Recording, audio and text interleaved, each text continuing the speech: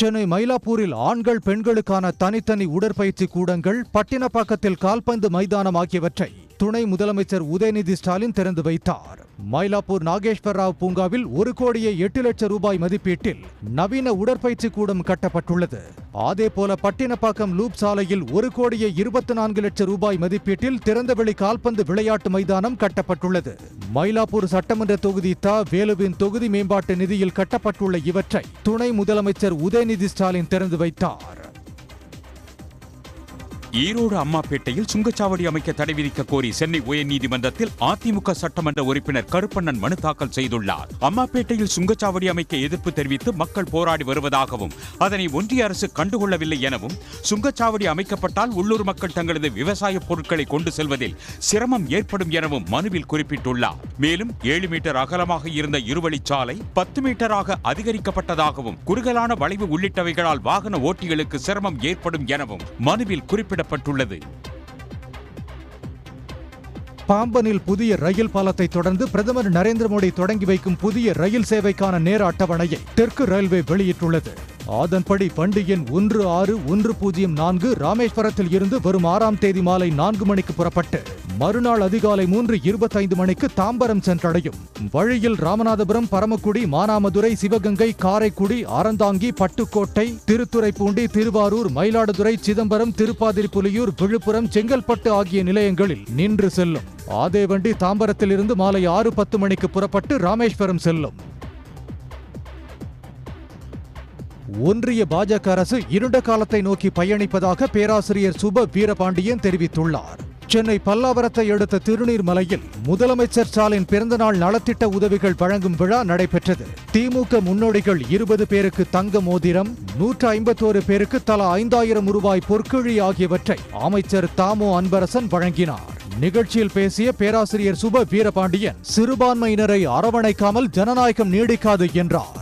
ஒரு மதம்தான் இருக்க வேண்டும், ஒரு மொழிதான் இருக்க வேண்டும் என்று இன்றைக்கு இருக்கிற ஒன்றிய அரசு சொல்லுமே. ஆனால் அவர்களினுடைய இருண்ட காலத்தில் அவர்கள் பயணிக்கிறார்கள்.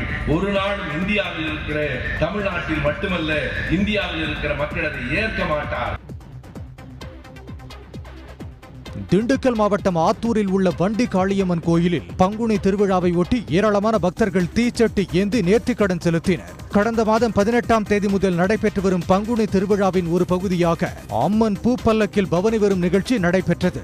இதில் பக்தர்கள் காளியம்மன், கருப்பசாமி, மாரியம்மன் வேடமிட்டு தங்களது வேண்டுதலை நிறைவேற்றினர். இதனைத் தொடர்ந்து நூற்றுக்கணக்கான பக்தர்கள் தீச்சட்டி மற்றும் மாவிளக்கு எடுத்து நேர்த்திக்கடன் செலுத்தினர்.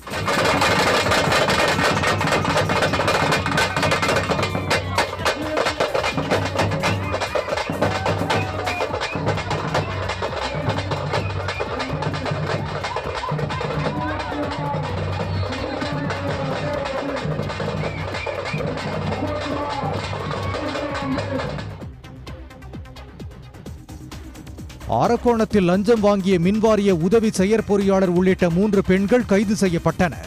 அரக்கோணம் அம்மனூர் பகுதியைச் சேர்ந்த சரவணன் என்பவர் தனது கடை மற்றும் வீட்டிற்கு மின் இணைப்பு வழங்க விண்ணப்பித்த போது அதிகாரிகள் லஞ்சமாக 1,00,000 ரூபாய் கேட்டதாக கூறப்படுகிறது. முதல் கட்டமாக 50,000 ரூபாயை கொடுத்த நிலையில் மீதமுள்ள 50,000 ரூபாயை மின்வாரிய அதிகாரிகள் கேட்டுள்ளனர். இதையடுத்து ராணிப்பேட்டை லஞ்ச ஒழிப்பு போலீசாரிடம் கொடுக்கப்பட்ட புகாரின் பேரில் உதவி செயற்பொறியாளர் புனிதா, போர்மேன் பல்கிஸ் பேகம் மற்றும் வணிக ஆய்வாளர் மோனிகா ஆகியோர் கையும் களவுமாக பிடிபட்டனர். திருவள்ளூர் மாவட்டம் திருத்தணியில் கல்லூரி மாணவர்கள் பேருந்து படிக்கட்டுகளில் தொங்கியும் கால்களை சாலையில் உரசியும் பொதுமக்களை அச்சுறுத்தும் வகையில் பயணித்த காட்சிகள் சமூக வலைதளங்களில் பரவி வருகின்றன. திருத்தணி சுப்பிரமணிய சுவாமி அரசு கலைக்கல்லூரி மாணவர்கள் இவ்வாறு நடந்து கொள்வதாக பயணிகள் குற்றம் சாட்டியுள்ளனர்.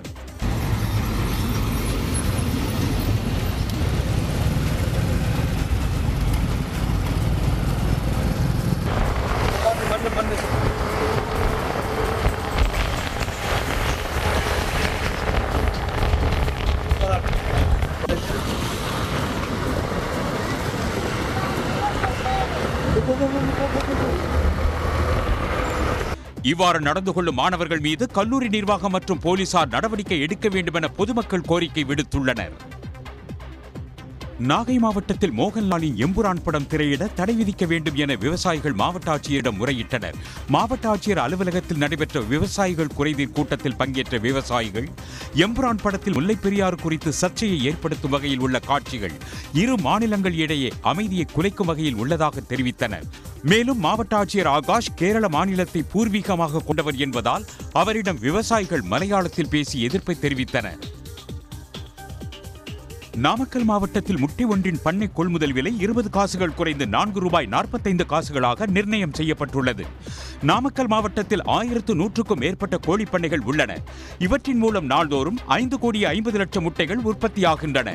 மொத்த உற்பத்தியில் 40% முட்டைகள் கேரள மாநிலத்திற்கும் தினசரி 30 லட்சம் முட்டைகள் வெளிநாடுகளுக்கும் ஏற்றுமதி ஆகின்றன. முட்டையின் நுகர்வு மற்றும் விற்பனை குறைந்துள்ளதாலும் பிற மண்டலங்களிலும் முட்டையின் விலை குறைந்து வருவதால் நாமக்கல்லில் முட்டை விலை குறைய காரணம் என பண்ணை உரிமையாளர்கள் தெரிவித்துள்ளனர். உதகை அருகே தோடர் பழங்குடியின இளைஞர் புலியால் அடித்துக் கொல்லப்பட்ட பகுதியில் மீண்டும் புலி நடமாட்டத்தால் அப்பகுதி மக்கள் அச்சமடைந்துள்ளனர். பாசன்ஸ் வேலி செல்லும் சாலையில் பழங்குடியினரின் மந்திற்கு செல்லும் சாலையில் இரவில் உலாவிய புலி ஒன்று எதிர் திசையில் வாகனத்தை கண்டதும் மீண்டும் திரும்பி வனத்திற்குள் சென்ற காட்சி வெளியாகியுள்ளது.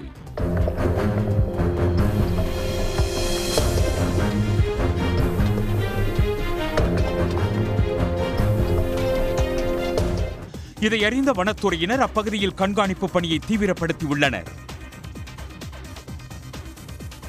நெல்லை மாநகரில் புதிதாக வைக்கப்பட்ட தபால் பெட்டிகளில் மீண்டும் தமிழ் எழுத்துக்கள் இடம்பெற்றுள்ளன. புதிதாக வைக்கப்படும் தபால் பெட்டிகளில் தமிழ் எழுத்துக்கள் புறக்கணிக்கப்பட்டு ஆங்கிலம் மற்றும் ஹிந்தி எழுத்துக்கள் பொறிக்கப்பட்டிருந்தது குறித்து சன் நியூஸில் செய்தி வெளியானது. இந்நிலையில் அனைத்து தபால் பெட்டிகளிலும் தபால் மற்றும் திருநெல்வேலி ஆகிய எழுத்துக்கள் தமிழில் எழுதப்பட்டுள்ளன. முல்லை பெரியாறு அணை குறித்த எம்புரான் படத்தை தடை செய்ய கோரி சிவகங்கை மாவட்டம் மானாமதுரையில் அனைத்து விவசாயிகள் சங்கங்களின் ஒருங்கிணைப்பு குழு சார்பில் கண்டன ஆர்ப்பாட்டம் நடைபெற்றது. தமிழ்நாடு கேரள மக்களிடையே கலவரத்தை தூண்டும் வகையில் காட்சிகள் இடம்பெற்ற படத்தை தயாரித்த கோகுலம் சிட்பண்ட்ஸ் உரிமையாளர் கோபாலனை கைது செய்யவும் வலியுறுத்தி அவர்கள் முழக்கங்களை எழுப்பினர்.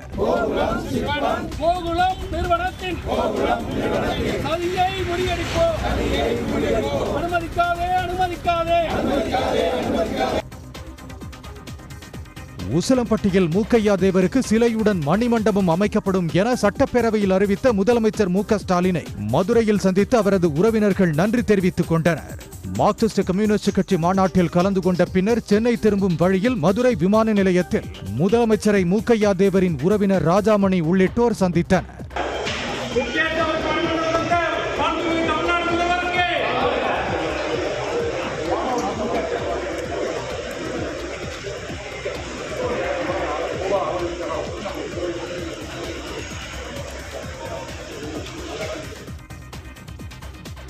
பிரசித்தி பெற்ற பண்ணாரி மாரியம்மன் கோவிலில் குண்டம் திருவிழாவை முன்னிட்டு கம்பம் நடப்பட்டு தீக்குண்டத்தை சுற்றி மீனாட்சி இசையுடன் மலைவாழ் மக்கள் உற்சாக நடனமாடி மகிழ்ந்தனர். கொழுந்துவிட்டு எரிந்த தீ முன்பாக பண்ணாரி அம்மா என்ற முழக்கத்துடன் அவர்கள் ஆடினர்.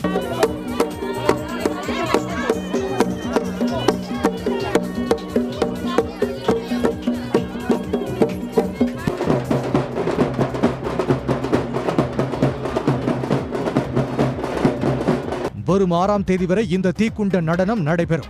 8ஆம் தேதி அதிகாலை குண்டம் திருவிழா விமர்சையாக நடைபெற உள்ளது. விருதுநகர் மாவட்டம் காரியாபட்டி அருகே வரலோட்டி பகுதியில் அமைந்துள்ள PM ஸ்ரீ கேந்திரிய வித்யாலயா பள்ளியில் லாட் எனப்படும் கற்றல் திறனை ஆய்வு செய்யும் தேர்வு நடைபெற்றது.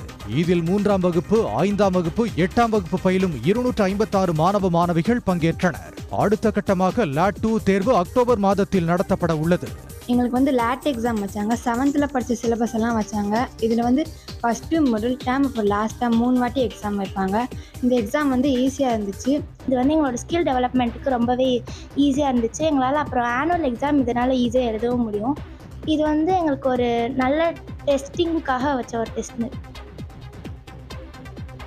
மன்னார்குடி ராஜகோபால சுவாமி கோயில் தேர் திருவிழா உற்சாகமாக நடைபெற்றது. திருவாரூர் மாவட்டம் மன்னார்குடி ராஜகோபால சுவாமி கோயிலில் பங்குனி திருவிழாவின் முக்கிய நிகழ்ச்சியான தேரோட்டம் விமர்சையாக நடைபெற்றது. தேரில் ருக்மணி, சத்யபாமா தாயார்கள் சமேதராக ராஜகோபாலசாமி எழுந்தருளி பக்தர்களுக்கு அருள் பாலித்தார்.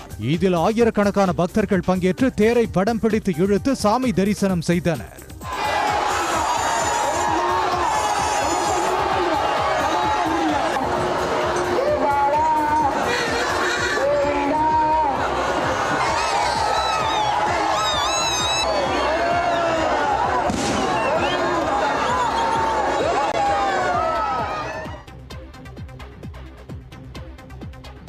உழவர் சந்தைகள், உழவர் உற்பத்தி நிறுவனங்கள், வேளாண் விற்பனை மற்றும் வேளாண் வணிக வரித்துறையின் செயல்பாடுகள் குறித்த ஆலோசனை கூட்டம் சென்னை எழிலகத்தில் நடைபெற்றது. வேளாண் துறை அமைச்சர் MRK பன்னீர்செல்வம் தலைமையில் நடைபெற்ற இக்கூட்டத்தில் அனைத்து விற்பனை குழுவின் கடந்த ஆண்டு வரத்து, பொருளீட்டு கடன் இலக்கு மற்றும் சாதனை விவரங்கள் குறித்து ஆலோசிக்கப்பட்டது. குளிர்பதன கிட்டங்கிகளின் பயன்பாட்டு விவரங்கள், முதன்மை பதப்படுத்தும் நிலையங்களின் பயன்பாட்டு விவரங்கள் ஆகியன குறித்தும் ஆய்வு செய்யப்பட்டு உரிய நடவடிக்கைகளை மேற்கொள்ள இந்த கூட்டத்தில் முடிவு செய்யப்பட்டது. தமிழக வாழ்வுரிமை கட்சி தற்போது வரை திமுக கூட்டணியில் அங்கமாக உள்ளதாக வேல்முருகன் உறுதிப்படுத்தியுள்ளார். தமிழக வாழ்வுரிமை கட்சியின் மாநில செயற்குழு கூட்டம் சென்னை அரும்பாக்கத்தில் நடைபெற்றது. பின்னர் செய்தியாளர்களிடம் பேசிய வேல்முருகன், TVK எனும் ஆங்கில சுருக்கத்தை தமிழக வாழ்வுரிமை கட்சி பல ஆண்டுகளுக்கு முன்பே தேர்தல் ஆணையத்தில் பதிவு செய்துள்ளதாகவும், தற்போது தமிழக வெற்றி கழகம் இதே ஆங்கில சுருக்கத்தை பயன்படுத்தி வருவதை எதிர்த்து நீதிமன்றத்தில் வழக்கு தொடர உள்ளதாகவும் குறிப்பிட்டார். தமிழக வாழ்வுரிமை கட்சியினுடைய சுருக்கம் தேர்தல் ஆணையத்தில் TVK என்கிற ஆங்கில எழுத்தை நான் பதிவு செய்திருக்கிறேன். அதாவது தேர்தல் ஆணையம் இதிலே சித்து விளையாட்டு விளையாடி கொண்டிருக்கிறது. முறையாக தமிழக வாழ்வுரிமை கட்சியினுடைய ஆங்கில சுருக்கம் தான் TVK.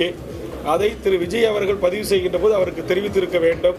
அவர்கள் ஏன் தெரிவிக்கவில்லை என்பதை காலப்போக்கில் நாங்கள் சட்ட ரீதியாக தெரிந்து கொள்ள எங்கள் வழக்கறிஞர் மூலமாக நாங்கள் தேர்தல் ஆணையத்திற்கு நோட்டீஸ் வழங்கியிருக்கிறோம். உடனுக்குடன் செய்திகளை தெரிந்து கொள்ள சன் நியூஸ் பெல் ஐகானை கிளிக் பண்ணுங்க.